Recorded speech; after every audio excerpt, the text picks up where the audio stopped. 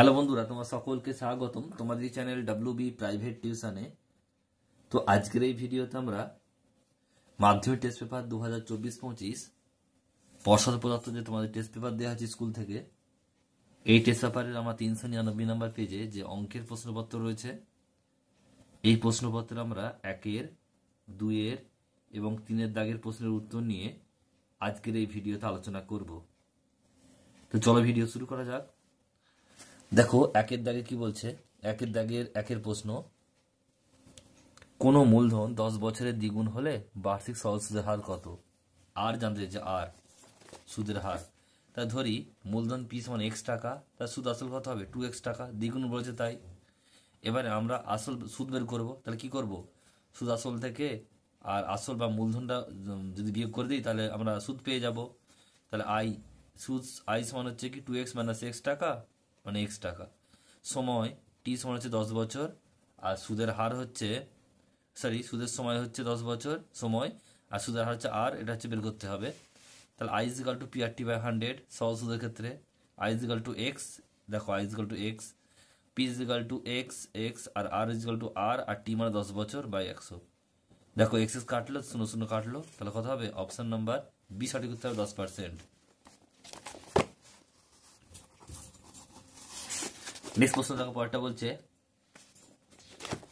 পরের প্রশ্ন বলছে x² - 7x + 3 = 0 সমীকরণের বীজদ্বয়ের গুণফল। তো গুণফলের ফর্মুলাটা আমাদের জানতে হবে। গুণফলের ফর্মুলা কি দেখে নাও। গুণফলের ফর্মুলা হচ্ছে C/A। সমীকরণটা দেওয়া আছে কি x² - 7x + 3 = 0। তো এটাকে যদি আমরা ax² + bx + c = 0 এর সাথে তুলনা করি, তাহলে a সমান কত হচ্ছে, দেখো 1, মানে x² এর সঙ্গে সহগ কে 1 আছে, কিছু নেই মানে 1 আছে, আর b হচ্ছে কি -7 আর c হচ্ছে 3। আমাদের বিটা লাগবে না যদিও। তাহলে বীজ দ্বয়ের গুণফলের ফর্মুলা হচ্ছে C/A। c মানে হচ্ছে কত? c মানে হচ্ছে 3 আর a মানে হচ্ছে কত 1, 3/1 মানে 3। অপশন নাম্বার সি সঠিক উত্তর হবে। নেক্সট প্রশ্ন পরেরটা বলছে, দুটি বৃত্ত পরস্পরকে অন্তঃস্থ স্পর্শ করলে বৃত্ত দুটি সাধারণ সম্পাদকের সংখ্যা কটি হবে? দেখো অন্তঃস্থ স্পর্শ করেছে, তাহলে কত হবে? একটি হবে স্পর্শ। অপশন নাম্বার এ সঠিক উত্তর হবে একটি। নেক্সট প্রশ্ন বলছে, থিটা এর যে কোনো মানের জন্য বলছে 5 + 4 sin θ বৃহত্তম মান কত হবে? তাহলে আমরা থিটার যে বৃহত্তম মান কত হবে 90 ডিগ্রি, তাহলে আমরা থিটার জায়গায় 90 পুট করবো। তাহলে 5 + 4 sin 90 ডিগ্রি, আর 90 ডিগ্রি মানে sin 90 ডিগ্রি ভ্যালু হচ্ছে 1। 4 + 5 + 4 × 1 মানে 4 × 4 আর 5, 4 আর 5 9। অপশন নাম্বার এ সঠিক উত্তর হবে 9 হবে। নেক্সট প্রশ্ন পরেরটা বলছে, দেখো 5টা দুটি নিরেট গোলকের আয়তনের অনুপাত 27:8 হলে তাদের বক্ষতলের ক্ষেত্রফলের অনুপাত কত হবে? অপশন রয়েছে। দেখো প্রথম যে তোমাদের নিরেট গোলক দেওয়া আছে, তার আয়তন কত হবে? 4/3 পাই r1³ আর তৃতীয়টার ক্ষেত্রে কি হবে? 4/3 পাই r2³। এটা দেওয়া আছে 27/8। 4/3 কেটে গেল, 4/3 4/3 কেটে গেল, 5 কেটে গেল, রইল কি r1/r2 তার হোল কিউব রইল, আর এখানে হচ্ছে 3/2 তার হোল কিউব। তাহলে r1/r2 সমান হচ্ছে 3/2। এবারে দেখো তোমাদের জানতে চেয়েছে যে বক্ষতলের ক্ষেত্রফল। দেখো বক্ষতলের ক্ষেত্রফল জানতে চেয়েছে, তাহলে বক্ষতলের ক্ষেত্রফল ফর্মুলা কি হবে? 4π r1² / 4π r2²। 4π কেটে গেল, তাহলে r1/r2 তার হোল স্কোয়ার, মানে বেরিয়েছে কত? 3/2 তার হোল স্কোয়ার, মানে 3 × 3 = 9, 2 × 2 = 4, 9/4 মানে হচ্ছে 9:4। অপশন নাম্বার বি সঠিক উত্তর হবে 9:4। নেক্সট প্রশ্ন দেখো পরেরটা বলছে, একটি বলছে চলকে 3টি মান 4, 5 এবং 7 তাদের পরিসংখ্যা যথাক্রমে p-2, p+1 ও p-1। চলটির যৌগিক গড় 5.4 হলে p এর মান কত হবে? দেখো আমাদের যে বলেছে এখানে কি, এখানে দেখো বলেছে মান দেয়া আছে আর পরিসংখ্যা দেয়া আছে, তাহলে এটা আমরা গুণ করতে হবে। দেখো 4 এর সঙ্গে p-2 গুণ করব, 5-এর সঙ্গে p+1 গুণ করব আর 7-এর সঙ্গে p-1 গুণ করব এবং বাই দিয়ে কি করব সবগুলো যোগফল p-2 প্লাস p+1 প্লাস আর p-1 এগুলো যোগ করে দেব। দেখো কিভাবে করলাম, 4 into p-2 plus 5 into p+1 plus 7 into p-1 by p-2 plus p+1 plus p-1 is equal to 5.4। এখান থেকে 4 আর p 4p, 4 দুগুণে 8, 5 আর p 5p, 5 একে 5, 7 আর p 7p, 7 একে 7। আর নিচে দেখো p আছে, দেখো 1 2 3 3p, আর এখানে দেখো 1 1 কেটে গেল, তা রইল কত -2 is equal to 5.4। এখান থেকে p দেখো 4টে আর 5টা 9টা, 9 আর 7 16টা, 16p হলো। আর এখান থেকে 8 আর 7 15, কারণ এরও মাইনাস তাহলে -15 হলো, আর +5 বাই 3p-2। আর এটাকে আমরা দেখো দশমিকটা তুললাম, তাই 54/10 হবে, 2 দিয়ে কাটলে 27/5। এখান থেকে তাহলে কত হলো 16p-10, কারণ হচ্ছে 15 থেকে 5 বার দিলে 10 হবে, এরকম চিহ্ন আছে মানে বিয়োগ হবে। আর 15-র আগে কি চিহ্ন আছে, বড় হচ্ছে 15, চিহ্ন হচ্ছে মাইনাস, তাই -10 হলো by 3p-2 is equal to 27/5। কোনাকুনি গুণ করবো, 3 27 হচ্ছে 81, 3 27 81p, আর 3 27 দুগুণে 54, 5 16 80p, আর 5 আছে 50, তাহলে 81p minus 80p is equal to -50 আর +54, তাহলে p is equal to 4। Option number D সঠিক উত্তর হবে, p is equal to 4। Next প্রশ্ন দেখো, শূন্যস্থান পূরণ 2 এর দাগের 1-এরটা বলছে 180 টাকার 1 বছরের সুদ আসলে 198 টাকা হলে বার্ষিক সুদের হার কত ড্যাশ। তাহলে সুদ সমান দেওয়া আছে, কত হবে, সুদ হবে i সমান 198 মাইনাস 180, 18 টাকা।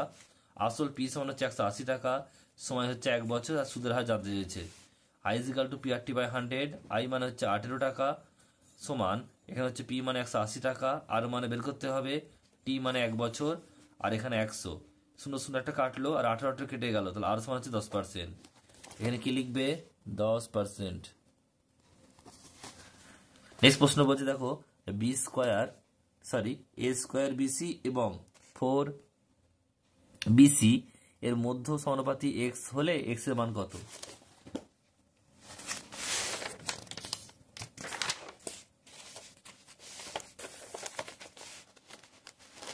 দেখো আমাদের ফর্মুলা জানতে হবে কি, যদি এ বি সি তিনটে যদি মধ্য সমানুপাতি থাকে, মানে এ বি সি তিনটে ক্রমিক সমানুপাতি, মধ্য যদি বি হয়, বিটা দুবার লিখতে হয়, তাহলে b² = 4ac হয়, সরি b² = ac হয়। তাহলে এখানে দেখো আমরা ধরলাম কি, a সমান হচ্ছে a² BC, প্রথমটা ধরলাম, আর মধ্যটা হচ্ছে x, আর সিটা হচ্ছে কি 4bc। তাহলে আমাদের কি করতে হবে, প্রথমে b² বের করবো, b² মানে হচ্ছে কত, b² মানে x² কি হবে, এটা হচ্ছে ac, ac মানে হচ্ছে কি, a মানে হচ্ছে a² BC ইন্টু, আর এটা হচ্ছে 4bc, তাহলে 4a² b² c² x = root under করে দেবো, তাহলে +-2abc হবে, উত্তর হবে +-2abc।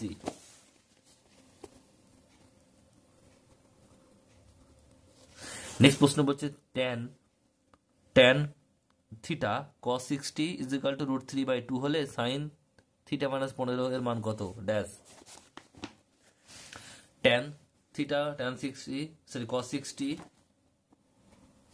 60 √3/2, তাহলে cos 60 ভ্যালু হচ্ছে হাফ, এখানে √3/2, 2 দিয়ে কেটে গেল, tan থিটা = √3, আর √3 হচ্ছে tan 60, থিটা = 60, sin থিটা -15 মানে হচ্ছে 60 - 15 মানে 45, আর sin 45 মানে হচ্ছে 1/√2, ভ্যালু কত বললো 1/√2। নেক্সট প্রশ্ন হচ্ছে, অর্ধবৃত্ত অপেক্ষা ক্ষুদ্রতর বৃত্তাংশ কোন ড্যাশ। এটা কি হবে, এটা লিখতে হবে কি স্থূলকোণ।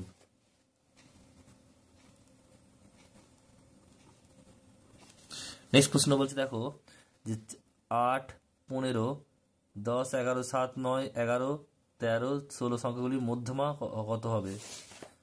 দেখো আগে সাজিয়ে নেবো আমরা, তাহলে কত হবে, এটা 7 8 9 10 11 11 13 15 16। তাহলে দেখো 7-এর সঙ্গে 16 কাটলো, 8-এর সঙ্গে 15 কাটলো, 9-এর সঙ্গে 13 কাটলো, 10-এর সঙ্গে 11 কাটলো, তাহলে একটা 11 পড়ে রইলো, তাহলে মধ্যম হচ্ছে 11, উত্তর হবে 11। নেক্সট প্রশ্ন, তাহলে এখানে উত্তর হলো কত? 11।